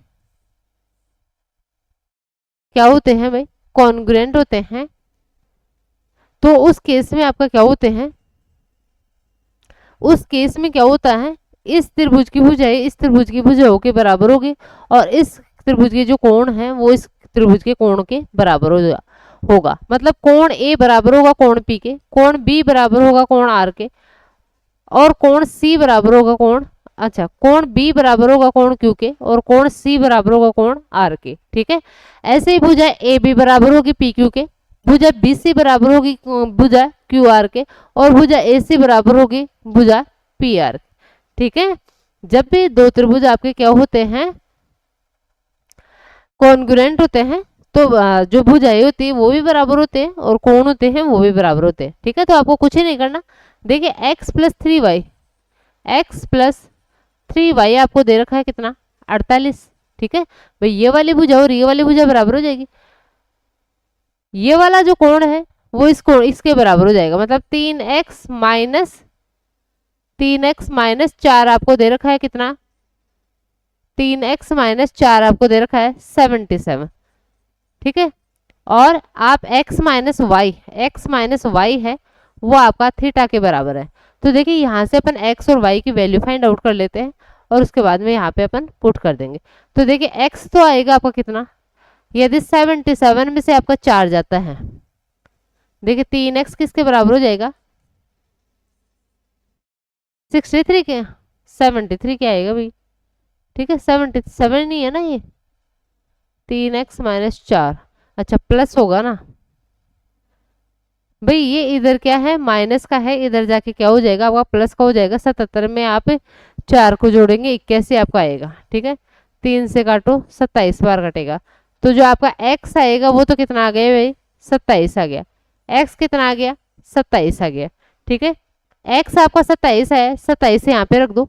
27 यदि यहाँ पे रखते हैं अपन तो 27 प्लस 3y बराबर आपका 48, और यहाँ से 3y है वो किसके बराबर हो जाएगा आपका, इसमें से 27 माइनस करोगे तो आपका आ जाएगा ये, देखो इसमें से माइनस करेंगे 27 तो 8 में 7 जाएगा, 21 के बराबर आ जाएगा। और y की जो वैल्यू आएगी 3 7 21 होता तो y आपका आ जाएगा कितना, 7 आ जाएगा। आपको थीटा चाहिए मतलब x माइनस वाई चाहिए, x आया है 27 और y आया है 7, तो थीटा आपका कितना आ जाएगा, थीटा आएगा आपका 20। कितना आ जाएगा भाई, थीटा की वैल्यू 20 डिग्री आ जाएगी। ऑप्शन सी अपना एकदम सही हो जाएगा, ठीक है। तो कॉन्ग्रुएंस के जो आपके नियम हैं वो आपको पता होने चाहिए। नेक्स्ट क्वेश्चन, क्वेश्चन नंबर देखिए 25 क्या है। मान लीजिए कि a एक विषम धनात्मक पूर्णांक है, यदि द्विघात समीकरण X square minus A minus 1x plus 4a plus 7 बराबर 0 के मूल पूर्णांक है तो a का न्यूनतम मान कितना होगा। देखिए भाई इंपॉर्टेंट क्वेश्चन है, अच्छे से क्वेश्चन को देखना है। देखिए भाई इस क्वेश्चन को करने के लिए सबसे पहले अपन श्रीधराचार्य के अंदर श्रीधराचार्य जी ने एक फॉर्मूला दिया था। जब भी आपके पास में मतलब एक इक्वेशन है A X square plus B X plus C बराबर 0, तो देखिए जो x है वो कैसे निकालते हैं अपन, minus B plus minus B square minus 4ac बटे में 2a, ठीक है। अब देखो सबसे पहले तो आप a एक विषम धनात्मक पूर्णांक है, इसने देखो यहाँ पे बोला है कि जो a है वो एक क्या है, विषम धनात्मक पूर्णांक है। अब इसने ये क्यों बोला है, जो इसने बोला है कि जो मूल है वो क्या है आपके पूर्णांक है, इसके जो मूल आएंगे वो क्या आएंगे आपके पूर्णांक आएंगे। मतलब यहाँ पे जो a है, a को यदि आप विषम लोगे तभी तो यहाँ पे कोई सम संख्या आएगी, ठीक है। a को यदि आप विषम लोगे तभी तो आपके पास में कोई सम संख्या आएगी। और यदि आप मतलब a को यदि आप क्या लेते हो विषम लेते हो तब आपके पास में एक सम संख्या आएगी। और यदि आप क्या करोगे यहाँ पे मतलब जो सम संख्या आएगी उसको कॉमन लेके आप 2 से क्या करोगे डिवाइड करोगे, तभी तो ये 2 हटना चाहिए पूर्णांक के लिए, भाग 2 है तो ये 2 क्या होना चाहिए आपका हटना चाहिए भाई। पूर्णांक संख्या ही मतलब आपके पास में 1 2 3 ऐसे मतलब आपके पास में क्या आने चाहिए, इसके मूल आने चाहिए। ऐसे नहीं कि 7/2 4 मतलब 3/2 ऐसे नहीं आने चाहिए, पूर्णांक संख्या आने चाहिए, ठीक है।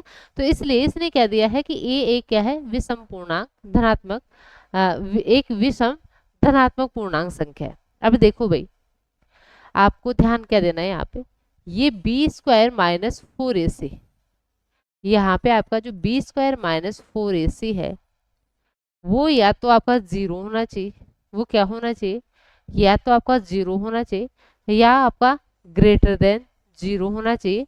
और ये जो आएगा बी स्क्वायर माइनस 4ac वो एक क्या होना चाहिए आपके पास में एक वर्ग संख्या होनी चाहिए, पूर्ण वर्ग होना चाहिए। बी स्क्वायर माइनस 4ac आपका क्या होना चाहिए, एक पूर्ण वर्ग होना चाहिए। क्यों होना चाहिए भाई, पूर्ण वर्ग संख्या होगी तभी तो ये वर्ग से जो वर्ग में है यदि ये पूर्ण वर्ग संख्या है तभी तो इस रूट को हटाएगी, और रूट हटेगा तभी तो अपने पास में इसके जो मूल है वो पूर्णांक आएंगे, ठीक है भाई। एक पूर्ण वर्ग संख्या होनी चाहिए बी स्क्वायर माइनस 4ac।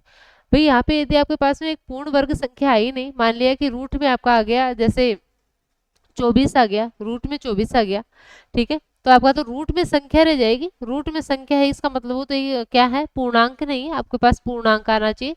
तो इसका मतलब ये है कि बी स्क्वायर माइनस 4ac से आपका या तो जीरो होना चाहिए या जीरो से बड़ा होना चाहिए, और एक आपका क्या होना चाहिए, बी स्क्वायर माइनस 4ac से एक पूर्ण वर्ग संख्या होनी चाहिए।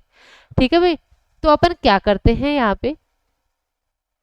पे अपन क्या करेंगे भाई, यहाँ पे अपन ऑप्शन उठाएंगे और ऑप्शन से क्या करेंगे, इस क्वेश्चन को सोल्व करेंगे। ऑप्शन उठाएंगे और ऑप्शन से क्या करेंगे, इस क्वेश्चन को सोल्व करेंगे। ठीक है, यहाँ पे देखिए भाई, b है वो तो आपका है a माइनस 1, b है वो तो है आपका a माइनस 1 का होल स्क्वायर माइनस 4। सबसे पहले इसमें तो रखे ना कि b की वैल्यू क्या है, a माइनस 1 का होल स्क्वायर माइनस 4, a की वैल्यू कितनी है भाई, एक्स स्क्वायर के साथ में कोई आपकी संख्या नहीं है तो एक ही है, और c आपका है कितना 4a प्लस 7।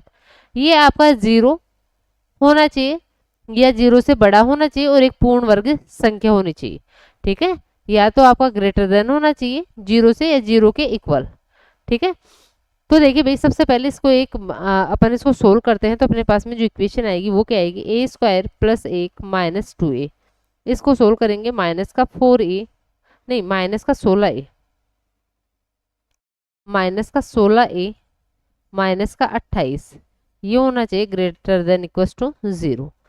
आगे इसको और सोल्व करते हैं, ए स्क्वायर माइनस 18a माइनस 27 बराबर 0। ठीक है, माइनस 27 बराबर 0। अब देखिए मैं यहाँ से a कॉमन लेके इसको क्या लिख सकती हूँ, a into a minus 18 minus 27। अब क्या करो आप, a की वैल्यू ऑप्शन से उठाओ और ऑप्शन से चेक करो कि जो आपके पास में ये जो संख्या आएगी वो एक पूर्ण वर्ग संख्या होनी चाहिए और ग्रेटर देन इक्वल्स टू क्या होनी चाहिए, जीरो होनी चाहिए, या तो जीरो से बड़ी होनी चाहिए या जीरो होनी चाहिए। जीरो भी अपने आप में एक पूर्ण वर्ग संख्या ही होती है। ठीक है, तो आप क्या करो, या तो यहाँ पे जीरो आना चाहिए या जो संख्या है वो आपके पास में एक पूर्ण वर्ग संख्या है। ठीक है, पॉजिटिव। तो देखो सबसे पहले, और इसने देखो a का न्यूनतम मान पूछा है, a का न्यूनतम मान पूछा है, इसका मतलब ऑप्शन आप छोटे से छोटा ऑप्शन लो और फिर चेक करो इसको। सबसे छोटा ऑप्शन है 19, यदि मैं यहाँ पे 19 रखती हूँ तो देखो कितना हो जाएगा, यहाँ पे मैं 19 रखूं और 19 माइनस 18 1, तो 19 माइनस 27, भाई ये तो संख्या है आपकी माइनस में आ रही है, तो माइनस में तो आनी चाहिए, नहीं चाहिए भाई, मैंने बोला है या तो जीरो से बड़ी होनी चाहिए या जीरो के इक्वल होनी चाहिए, ये तो माइनस में आ रही है, तो आप ऑप्शन डी तो नहीं रख सकते, मतलब 19 तो नहीं रख सकते। इससे जस्ट बड़ी संख्या लो, 21, 19 से जस्ट बड़ी 21 है, 21 रखो यहाँ पे, ये हो जाएगा 21 इंटू 21 में से 18 जाता है तो 3, ठीक है, माइनस 27। ठीक है, तो देखिए कितना आएगा, 21 से 63, 63 में से 27 आपका जाता है, 13 में से 7 जाएगा 6, और आपका 5 में से 2 जाएगा 3, 36। भाई 36 आपका क्या है, ग्रेटर देन जीरो भी है और एक पूर्ण वर्ग संख्या भी है, और यही अपन को चाहिए था। ठीक है, यही अपन को चाहिए था, एक पूर्ण वर्ग संख्या ही चाहिए थी, तो आपकी क्या आ जाएगा, एक की जो न्यूनतम मान आएगा वो कितना आएगा आपका 21 आ जाएगा। ठीक है, इंपॉर्टेंट क्वेश्चन है, बहुत ही इंपॉर्टेंट क्वेश्चन है। मतलब जब एग्जाम में आपने एक बार इसको देखा होगा तो थोड़ी देर के लिए तो बच्चे ऐसे मतलब एक होता है ना कि समझ में नहीं आता क्वेश्चन देखते ही, है ना, लेकिन जिन बच्चों ने आराम से इसको पढ़ा होगा उसको ये क्वेश्चन को इजीली करके आया है। ठीक है, नेक्स्ट क्वेश्चन देखते हैं, क्वेश्चन नंबर आपका 26 देखिए क्या है, एक आदमी हर महीने रुपए 7,915 का वेतन मिलता है, वह हर महीने अपने वेतन का 20% बचाता है, उसका प्रति माह व्यय कितना है। वेतन अपने आप में 100% होता है, मतलब 7,915 है आपका 100% की वैल्यू, वे कितना कर रहा है भाई, 100% में से 20% वो बचा रहा है, तो 80% उसने खर्च कर दिया, 80% खर्च कर दिया, तो 80% की वैल्यू फाइंड आउट कर लो सोल्व भाई, बस हो गया आपका क्वेश्चन। परसेंटेज से परसेंटेज, 20 से ये 4 बार, 20 से ये 5 बार, 5 से काटते हो तो 5 एकम 5, 5 5 25, 4 बच गया 5 8 40 और 5 3 15, इसको इंटू करोगे 4 3 12, लास्ट में आएगा 2, और लास्ट में 2 आपका एक ही ऑप्शन में आ रहा है, ऑप्शन बी में 6,332 रुपये आपका क्या हो जाएगा, उसका खर्चा हो जाएगा, उसका व्यय हो जाएगा। ठीक है, बिल्कुल इजी क्वेश्चन है। नेक्स्ट क्वेश्चन देखो भाई, क्वेश्चन नंबर 27 क्या है, 15 कुर्सी और 3 मेजों का की कीमत रुपए 7,800 है। 14 कुर्सी और 6 मेजों की कीमत 9,200 है। 17 कुर्सियों और 18 मेजों की कीमत कितनी है? भाई करना पड़ेगा इसको तो सोल्व, है ना। देखो क्या बोला है, 15 चेयर है और 3 मेज है और इनकी कीमत आपको दे रखी है 7,800। इसके बाद में 14 कुर्सी और 6 मेज है, इनकी जो कीमत दे रखी है वो दे रखी है 9,200। ठीक है, ये तो आपका 3 से कट रहा है क्या? देखो 3 5 15, हाँ 3 से कट रहा है, काट लो, थोड़ा सा इजी हो जाएगा अपने लिए। 3 से काटोगे ये 5, 3 से काटोगे इसको, ये आ जाएगा आपका कितना, 78। किसके पहाड़े में आता है भाई? 3 3 2 6, 3 6 18, 26 18, 26 78 होता है। ठीक है, तो देखिए अपने पास में क्या आया, 5C प्लस M बराबर 2600। अब देखो क्या करूँ, यहाँ पे m है, यहाँ पे 6m है, मैं इसको पूरी को 6 से इंटू कर दूं और इसमें से माइनस कर दूं। इस वाली इक्वेशन को 6 से इंटू कर दूं, या यहीं से कर लेते अपन, 3 की काटने की जरूरत नहीं थी, यहीं पे अपन 2 से इंटू कर लेते हैं ना, 2 से इंटू कर लेते तो सही रहता। तो आप या तो 2 से इंटू कर लो, ठीक है, काटो मत भाई, यहाँ पे 6 से इंटू कर रहे हो, इससे अच्छा आप 2 से इंटू कर लो इसको और इसमें से इसको माइनस कर दो। ये कितना है, 9,200। ठीक है, क्या करो, इसको आप 2 से इंटू कर दो और आप इस वाली इक्वेशन में से इसको माइनस कर दो। तो देखो 2 से इंटू करोगे, 15 दूना 30 में से आपका 14 जाएगा, 30 में से 14 जाएगा तो 16 बच जाएगा, 16C बराबर हो जाएगा 3 दूना 6, 6m में से 6m जाएगा तो आपका 0 आएगा। और आप यहाँ पे देखो 7800 को यदि आप 2 से इंटू करते हो तो ये आ जाएगा आपके पास में 8 दूना 16, 7 दूना 14 और 1 15। कितना आ जाएगा भाई आपका? आ जाएगा ये 15,600। 15,600 में से यदि 9,200 को अपन माइनस करते हैं तो अपने पास में आएगा, ये आएगा कितना, 6400, 6400 आ जाएगा। ठीक है, 16 4 64 होता है, 16 4 64। तो एक चेयर की जो कीमत आ गई वो आ गई अपने पास में कितनी, 400। कितने आ गई भी, 400 आ गई। आप क्या करो, इसमें आप C की जगह क्या रख दो, 400 रख दो और M की वैल्यू फाइंड आउट कर लो। तो एक चेयर है आपकी 400 रुपए की, 15 4 60, 15 चेयर कितने की हो जाएगी, 6,000 की। तो देखिए 3M की जो वैल्यू आएगी वो आएगी आपकी 78,000 में से आप क्या कर दो, यहाँ पे C की जगह 400 रखोगे, 15 4 60 होता है, मतलब 6,000 हो जाएगा। ठीक है, तो ये आपके पास में आ जाएगा कितना, 1800। 1800, तो 3 मेज आपके 1800 की, तो एक मेज कितने की हो जाएगी भाई, कितने की हो जाएगी, 3 6 18 होता है 600 के। एक मेज का जो मूल्य है वो है आपके पास में कितना, 600 रुपए। ठीक है, आपसे पूछा है 17 कुर्सी और 18 मेजों का मूल्य। देखिए भाई लास्ट में 0 0 आएगा, क्योंकि दोनों में 0 है तो लास्ट में 0 0 आएगा। और यदि आप यहीं से इस क्वेश्चन को करना चाहो तो ऑप्शन कौन सा, बी अपना एकदम सही हो जाएगा। और आगे यदि अपन करना चाहिए तो देखो 17 कुर्सियां, एक कुर्सी है आपकी 400 की, 17 कुर्सियां कितने हो जाएगी, 17 4 68, 6,800 की। ठीक है, एक मेज है 600 की, 18 मेज कितने की हो जाएगी, 18 6 108, 10,800 की क्या हो जाएगी, 18 मेज हो जाएगी। ठीक है, जोड़ लो दोनों को, देखो कितना आएगा लास्ट में, 0 0, 8 8 16, कितना आ जाएगा भाई, 17,600 के आ जाएगा आपका, टोटल आ जाएगा कितना आ जाएगा, 17,600। ऑप्शन बी अपना एकदम सही हो जाएगा। ठीक है, नेक्स्ट क्वेश्चन देखो, क्वेश्चन नंबर आपका है 28। लोगों के एक समूह में पुरुष महिला और बच्चे शामिल है, उसमें उनमें से 20% पुरुष, 30% महिलाएं और बाकी बच्चे हैं, और उनका औसत वजन 50 केजी, 40 केजी और 30 केजी है। समूह का औसत वजन ज्ञात कीजिए। देखिए भाई आपको दे रखा है मेल, मैन, वीमेन और चिल्ड्रन। मैन है आपके 20%, विमेन है आपके पास में 30% और चिल्ड्रन कितने बच जाएंगे भाई, 100 में से 50% ये हो गई तो 50% आपके पास में चिल्ड्रन बच गए। इनका जो एवरेज है वो है 50 केजी, इनका एवरेज है 40 केजी और इनका एवरेज है 30 केजी। ठीक है, इनको आप क्या कर लो, रेशियो में चेंज कर लो, थोड़ा सा इजी हो जाएगा। 10 से 2 बार 10 से 3 बार, 10 से 5 बार, तो 2:3:5 आ जाएगा मैन, वीमेन और चिल्ड्रन का संख्या का रेशियो। ठीक है, कैसे करेंगे? डेविएशन से करेंगे। इन तीनों में से कोई सा मान लो, मैंने मान लिया कि पूरे समूह का जो एवरेज है वो भी कितना है, 40 है। तो भाई यहाँ पे तो 40 है, बट क्या यहाँ पे 40 है क्या एवरेज? नहीं, ये तो ज्यादा है, कितना, 10 ज्यादा है। 1 पे 10 ज्यादा, 2 पे कितना ज्यादा हो जाएगा, 20 ज्यादा, तो प्लस का 20।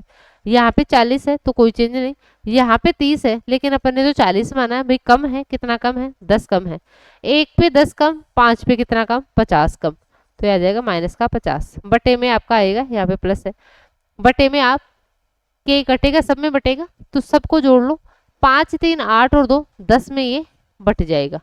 तो देखो 30 आएगा माइनस का, 30 में यदि 10 का भाग देते हो तो 3, मतलब 40 माइनस 3 आपका कितना हो जाएगा, 37 के आ जाएगा। पूरे समूह का एवरेज आ जाएगा, कितना आ जाएगा भाई, 37 आ जाएगा। ऑप्शन बी अपना एकदम सही हो जाएगा।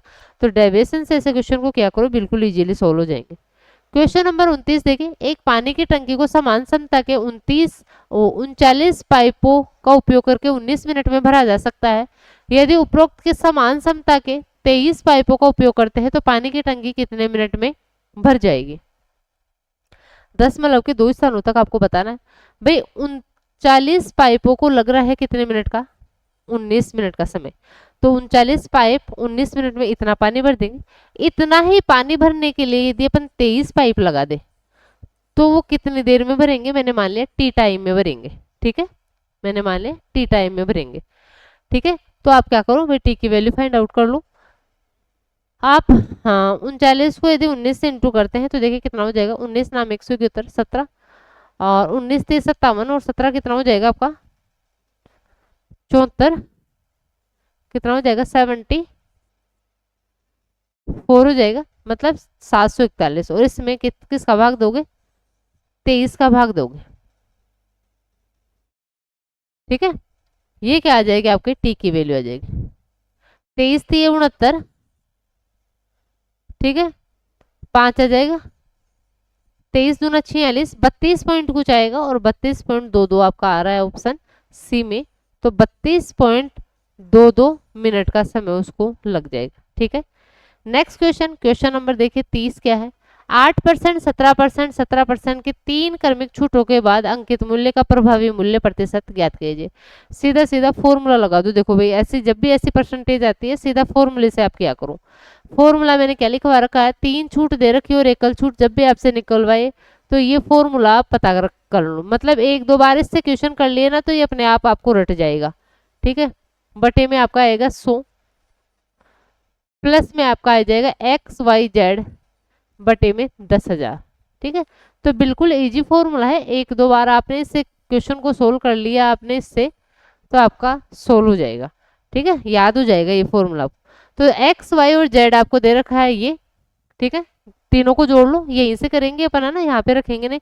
17 17 34 और आपका 8 कितना हो जाएगा 42, ये हो जाएगा 42। ठीक है, माइनस XY, 17 8 136, 17 को 17 से इंटू करोगे तो आपका कितना आ जाएगा 289, और ये 17 को फिर से 8 से इंटू करोगे तो 136, बटे में आपका कितना आ जाएगा 100। प्लस करोगे इन तीनों को इंटू 17, देखो 17 को 17 से इंटू करते हो तो 289। ठीक है, और इसको 8 से और इंटू कर लो। 289 को यदि 8 से इंटू करते हैं तो 8 नाम 72, 7 8 8 64, और 7 71, 7 8 दूना 16, और 7 आपका 23, ये आ जाएगा। और इसमें भाग लगाना आपको 10,000 का। ठीक है भाई, इसमें आप 10,000 का भाग लगाओगे तो 4 डिजिट छोड़ के पॉइंट लग जाएगा, मतलब इसका जो मान आएगा वो आएगा आपके पास में 0.2312। ठीक है, और यहाँ पे कितना आएगा भाई, यहाँ पे जोड़ लो आप, कितना जोड़ोगे तो कितना आएगा आपका, ये आएगा 9 6 15 6 21, हासिल में चला जाएगा आपका 2 5 8 5 13 और 3 16, हासिल में एक चला जाएगा 2 2 4 और 1 5, 561। 561 में 500 का भाग देते हो तो 5.6। आपको पॉइंट के बाद में 2 डिजिट ही चाहिए तो आप 23 ले लो। तो इसको 42 में 0.23 जोड़ोगे तो 42.23 में से आपको किसको माइनस करना है, आपको 5.61 को माइनस करना, कर लो माइनस, देखिए आपके पास में आंसर आ जाएगा। 3 में से 1 जाएगा 2, 12 में से 6 जाएगा 6, ठीक है। और यहाँ पे देखिए 11 में से 5 जाता है तो 6, और ये आपका 46, 11 में से 5 जाएगा तो भाई ये क्यों बचेगा, अच्छा यहाँ पे 3 ही तो आ जाएगा ना, 36 पॉइंट, ये क्या हुआ अभी, यहाँ पे तो 64 ऐसे आ रहा है।